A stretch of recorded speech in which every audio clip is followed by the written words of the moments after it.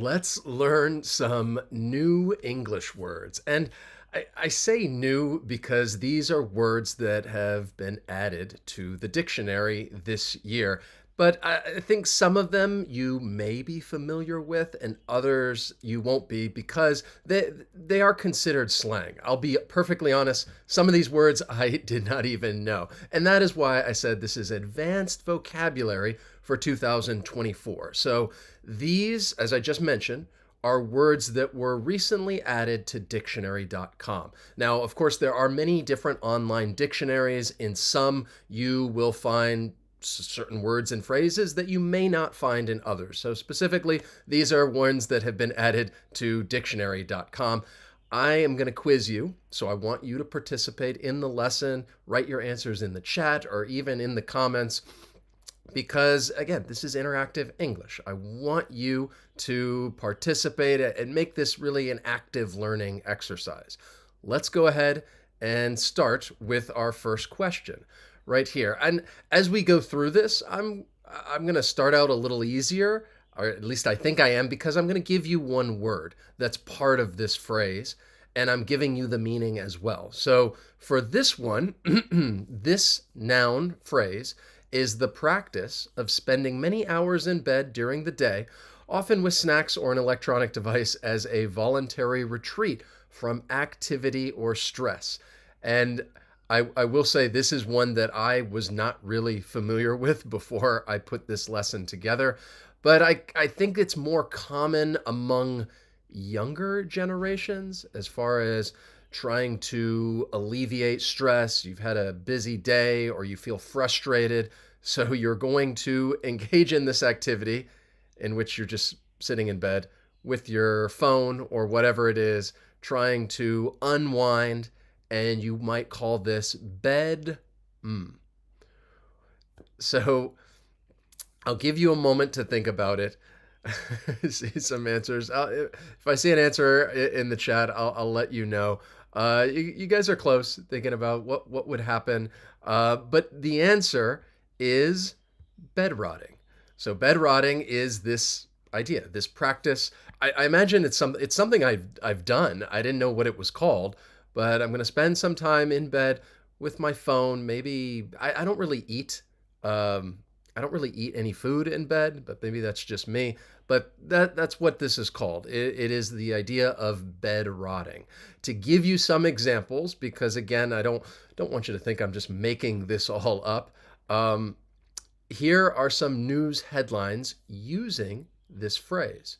So, is bed rotting good or bad for your sleep? What is bed rotting?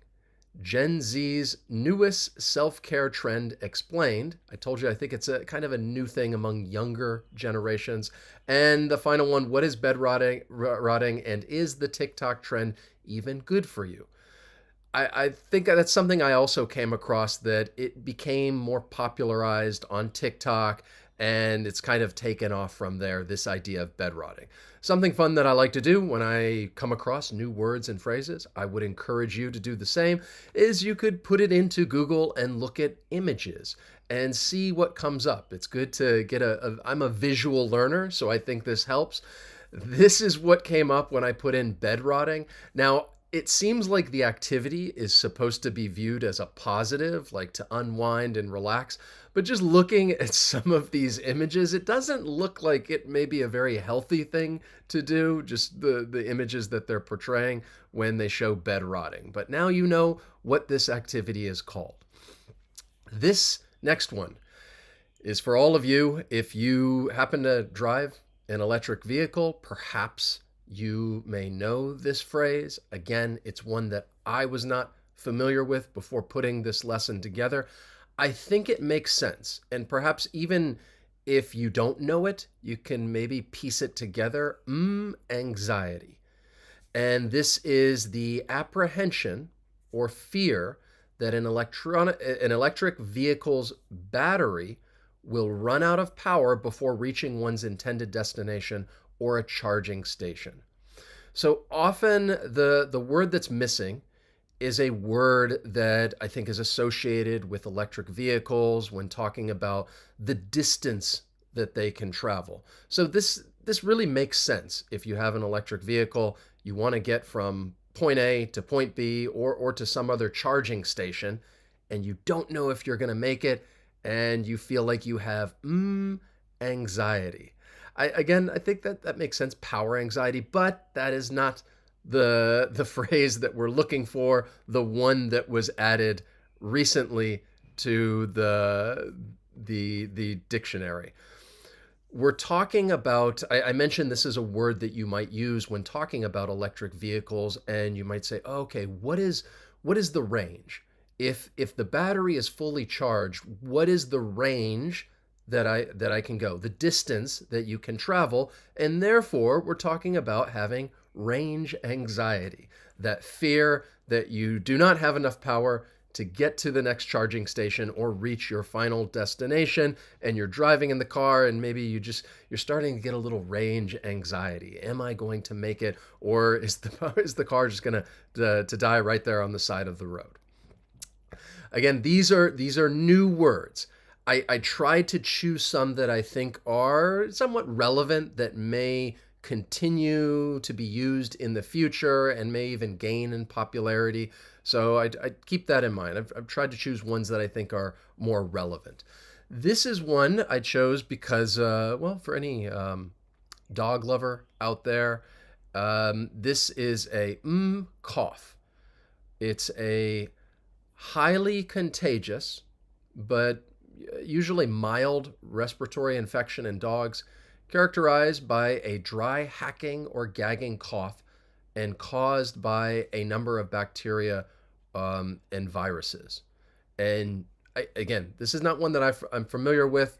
My family had a dog a long time ago, but not one recently, and you may refer to as cough.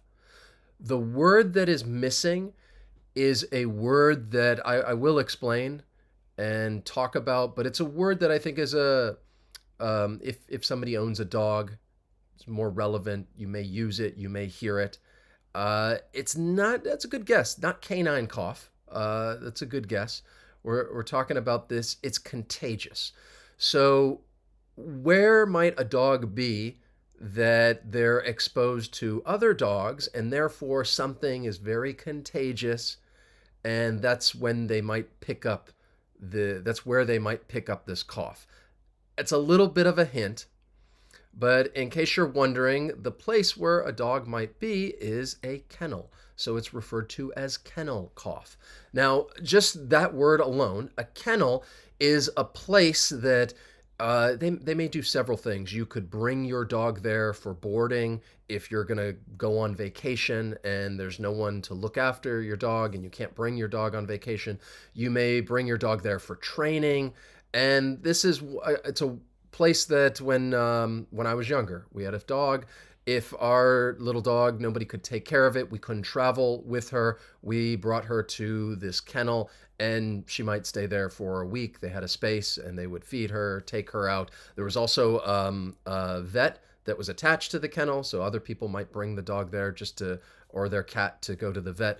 But yes, you would say it is a kennel cough. So for anybody who owns a dog out there, this may be a good phrase to keep in mind. Here's the next one. I'm trying to make it a little more challenging because now I'm giving you one letter. I'm giving you the first letter of the word. I know that those first few were a little challenging. So now actually it's getting more difficult. So hopefully you can put this together. This is referring to a rise in prices, rents, or the like that is not due to market pressure or any other factor organic to the economy, but it is caused by corporate executives or boards of directors, owners, properties, etc., solely to increase profits that are already healthy or excessive. I gave you that image, that picture there of Scrooge McDuck swimming around in his money as a little bit of a hint. So when you think of Scrooge McDuck, what is a word that comes to mind, an adjective, and then you could put it together with this meaning, as far as an increase in prices, and you're combining it with this other word, it's a portmanteau, which would describe Scrooge McDuck. And I think this is a one that I had heard about this before. I had read about it in news articles, and I think some of you as well. I see the answers. Excellent, Manuel Talag. We're talking about Angela. Good job. English fluency. Greedflation. So we have the words, greed and inflation. We put them together, and you could describe greedflation, in which companies may be continuing to raise their prices, not because they need to. It's almost like they're using inflation and they're just to make more money, to make some extra money. And I think when this happens, companies will then blame inflation and they'll say, oh, it's because of inflation, we're raising prices. And really, in the end, it's just to increase their profits. To give you an example, and this is when I had heard about this, or because I had heard about this talking about McDonald's. Not specifically this article, but McDonald's has been accused of greedflation. So, for example, McDonald's revenue shoots up to 6.69 billion thanks to strategic menu price increases after chain was accused of greedflation. So if you follow any news related to the economy, especially nowadays where there is inflation, you may certainly hear this noun and come across it, greedflation. Good one to keep in mind. Here's another one that's more of a pop culture word that has been added. I'm giving you maybe a little bit of a hint. It is a proper noun.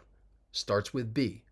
An aesthetic or style featuring playful pink outfits, accessories, decor. This is another one that I was not really familiar with. I don't want to give it away, but I think the pink and talking about a proper noun, what do you think of?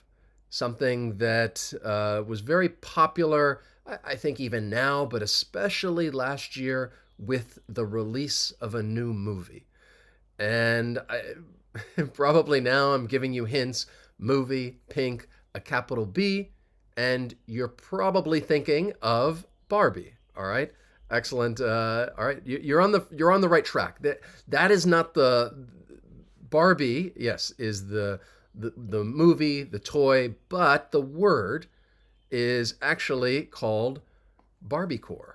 And again, I had no idea, but this idea of these pink, playful pink outfits, I think because of the movie, you could say, oh, Barbiecore. Barbiecore is a new thing. This is an example of famous celebrities who I guess are engaging in Barbiecore and wearing these pink outfits.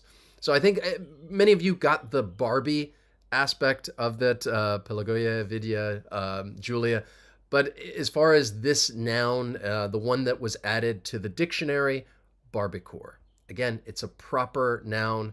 I had to check that because I want to make sure. So if you are going to use it or you see this, it's a capital B. Again, I've never seen these words. Yes, many of them so far. The only one that I knew before was greedflation. So the next one, this is another one that I did not know. My wife was making fun of me because I had not heard about this. And I think it shows you that I'm not one who stays on top of fashion, or I don't do a lot of shopping in clothing stores. But I was actually surprised when I started looking into it. I was seeing this word all over the place. We're talking about a jacket in the style of a button-down shirt made of a thicker fabric and usually worn over other shirts. What would you call this clothing, I guess? And I'll give you a hint. It's another portmanteau. It starts with the letter S, and this one maybe perhaps you can piece it together. What do you think? You would call this a what? You're talking about two different things, a shirt and a jacket, and we put them together and you get a shacket. Again, I'd never heard about this, but when I started looking into it and just going online, if you were to look at H&M or Zara, any clothing store, they have a section with shackets. And this is an example of Amazon. I did a search, and you see these um, jean jackets for women, fashion oversized button-down denim jacket, Western fall shacket jacket, or this women's fashion crop shacket button. The list would go on and on with these different advertisement or promotions for these shackets. And again, my wife was making fun of me because it seems like it's a popular thing or a common thing that if you shop or looking for different clothes, you may come across a shacket. Nice. All right. Saw some good answers. Good. Um, Ravi Unleashed. So it seems like some of you, you're familiar with this. You're more on top of it than I am. Now, maybe this is a little more challenging. I'm just giving you the meaning, and I want you to complete this is a phrase. Don't overthink this one. This is the study of fire, with specific disciplines that include the composition of fire, acceleration and suppression of fire, prevention of fire, control of wildfires, and fire-related consequences of climate change. There are two words, and I'll go ahead and tell you one of them is fire. So I said don't overthink it when you're talking, the key word in there, the study of fire. So the study of something, you might refer to it as fire what? And if this was added to the dictionary, to dictionary.com this year, we're talking about the study of fire. And even if you didn't know, maybe you could kind of piece it together. The study of something would be the science. Fire science. Nice job, English fluency. So fire science, it would just be the study of fire in all of these different forms. This is a phrase that was added to the dictionary. I like that, fireology. Maybe that could also, that may also work. But nice job. Who else? Julia, Angela, Lolly, excellent. Fire science. Here is a word, and this is slang, but again, it was added to the dictionary this year, dictionary.com. It's the shortening of the word delusional, and it's used in a specific context, which I will explain, but I think probably you could maybe put it together. You're shortening the word delusional, and you are going to describe someone as being what in using this word. I think it's more used in the context of pop culture and especially music. And you could say, oh, these people are what? We're taking delusional, we're shortening it to this slang term, which has become, I think, more and more popular because, again, it was just added to the dictionary. In case you're wondering, the answer is delulu. So delulu is a slang shortening of the word delusional. Well done, Miranda, Julia, Ravi. So here's this is the information that they provide in dictionary.com. I'm not going to read all of it. I said it's especially used to describe super fans or dating partners who display extreme or odd behavior. I think this kind of started with like these super fans in K-pop that they were so obsessed and they would have this really extreme behavior, and people started using this term delulu. So delulu is used as an exaggerated synonym for delusional, especially online. The slang delulu is often used to describe people who act strangely or obsessively because of a perceived delusional mindset. It's generally used to describe obsessed fans or dating partners who act erratically.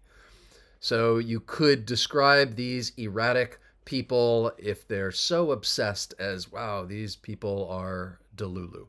Most of the time it says it's used as an adjective, but it does seem like you could use it as a noun as well. They gave that example sentence at the very end. Some Delulus were waiting outside his dressing room. One to keep in mind.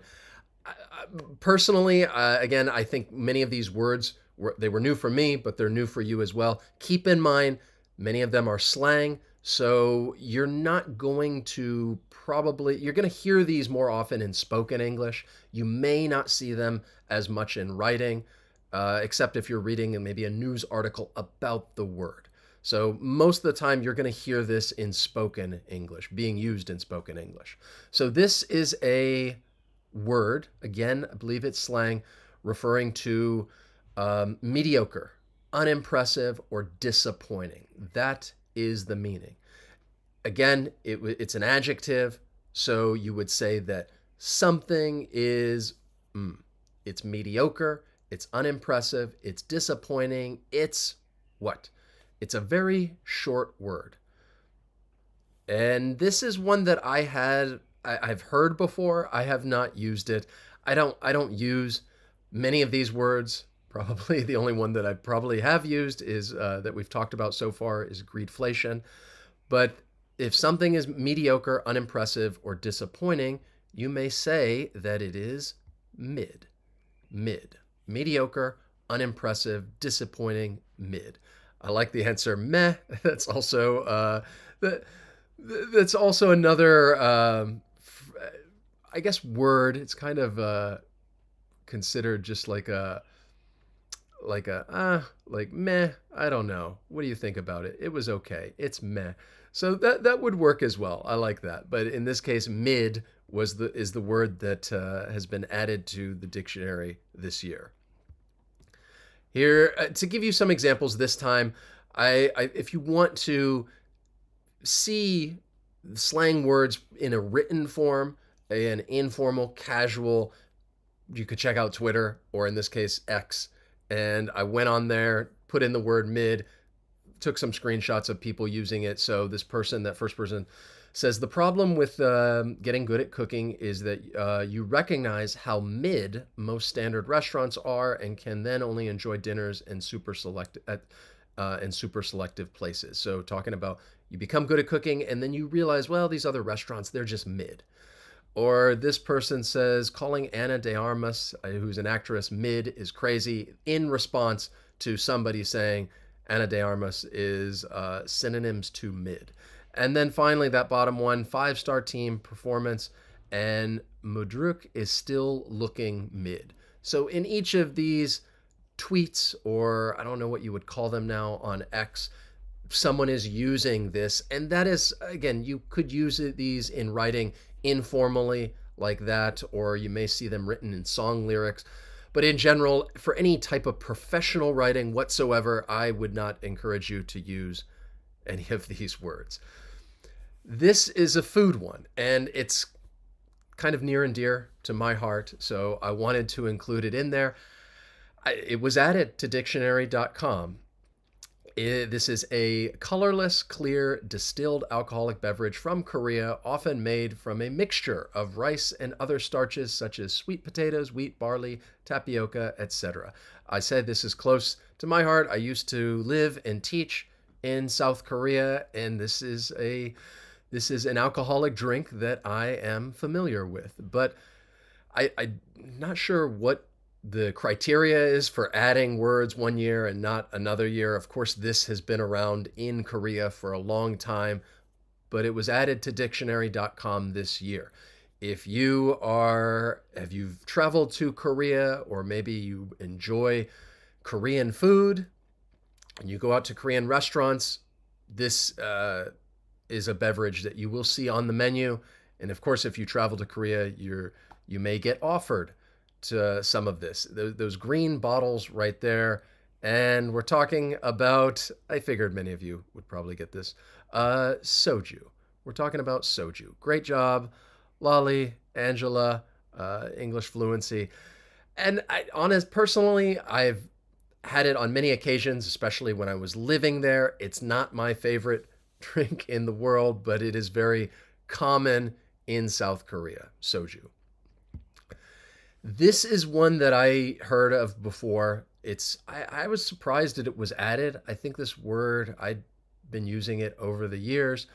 And this is the practice of purchasing an airline ticket for a flight with a layover at one's true destination, getting off at the layover point and skipping the last leg of a flight. So if you fly often, perhaps you've come across this word. Let me explain it. It's almost like if I am traveling from New York City to Denver, and I look at flights New York to Denver, and it's really expensive. But then I find a flight to Los Angeles. It connects through Denver. So it goes New York, Denver, Los Angeles, and it's a much cheaper flight. I really don't know how this happens in these airlines and the way they price things, but I think, well, this is a cheaper flight. I'm going to purchase this flight.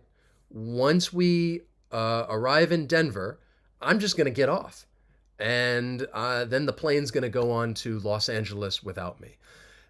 This is something that airlines don't like. I feel like they try to even charge people or punish people for doing this.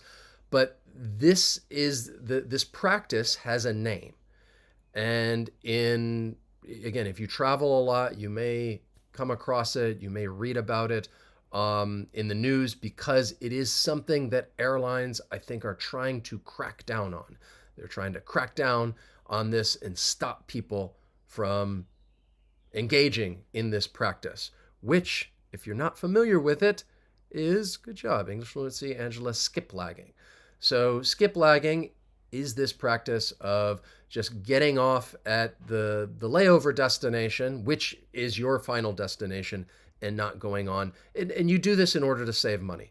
To give you some examples, again, if you put this into Google, there are a variety of ways that you can see how it's used in context. I mentioned showing some images if you're a visual learner, and to see how it's used. In this case, I put it in, and then just put some videos. There are videos talking about skip lagging. So these are some video titles: skip lagging, great way to save money, or illegal booking. The next title, clever but risky, what to know about skip lagging. Travelers turn to skip lagging to save money on flights. And then the final one, why airlines hate skip lagging. So this idea of skip lagging, you're getting off at the layover point instead of what the ticket's final destination says.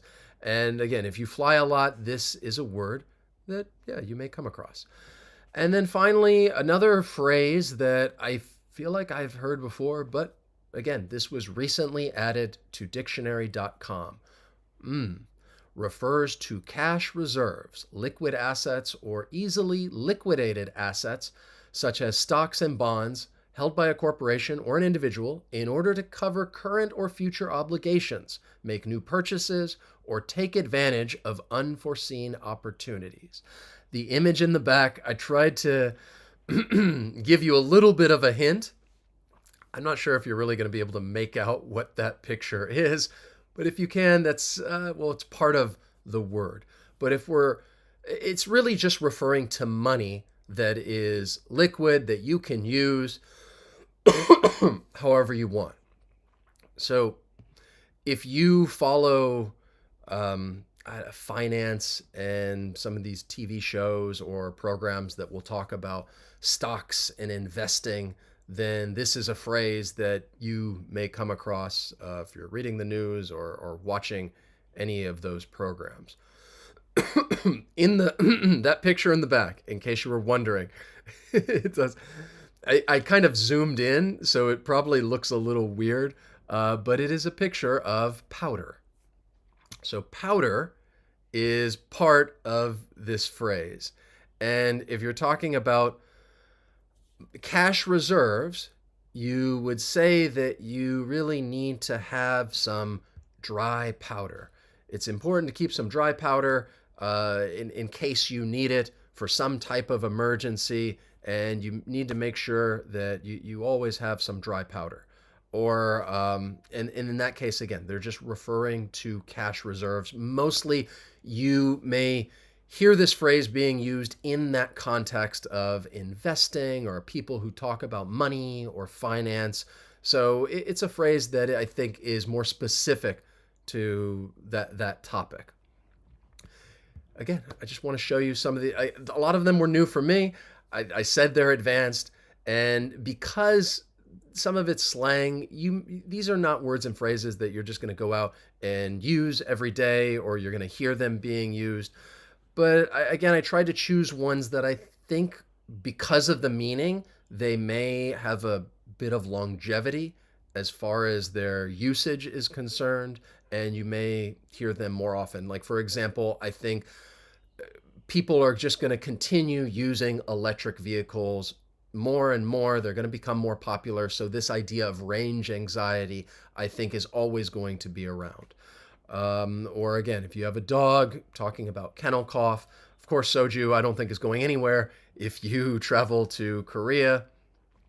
And I think investing is something that's important. If you have some money, you want to invest it, you want to try to use it to make more money. And in that case, if you're going to read some news, you may come across that phrase, dry powder. And if you're into fashion, then maybe, yeah, you probably have heard the word shacket. I am not somebody who is into fashion, so that was new for me. I'm kind of curious because, again, I always like to quiz you and see how well you did. I feel like before putting together this lesson, if I were to take this quiz, I don't think I would have done very well. But I want you to tell me, how did you do on the quiz? And I'd be very impressed if you got all of them. I'll say I got most of them correct. Is one.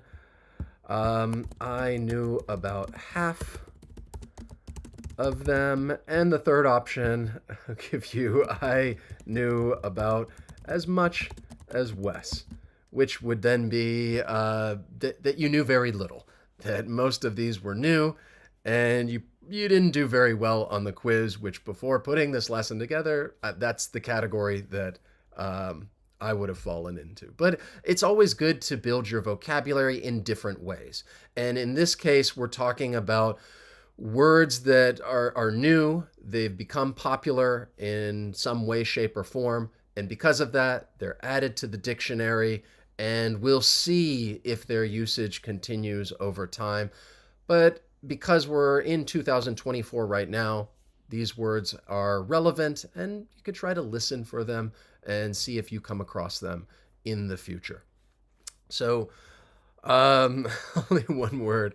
I'm the same way. I feel like before this, I had only heard of a handful of them being used. I knew greedflation, but I'd heard words like mid. I knew soju, of course, and skip lagging. But I've heard words like mid and delulu being used, and some of the other ones were definitely new. So let me know how you did in the comments. I always love hearing from you. If you enjoyed this lesson and you learned something new, please hit that like button. It tells me that, okay, I should do more of these lessons in the future, teach you vocabulary that is not as common. It's a bit more informal, but again, it's just good to continue building your vocabulary in different ways, and also have a little fun while learning the language as well. So it seems like most of you are like me, that you weren't familiar with many of these words, but that's okay. I hope that you enjoy the rest of your day, and I will see you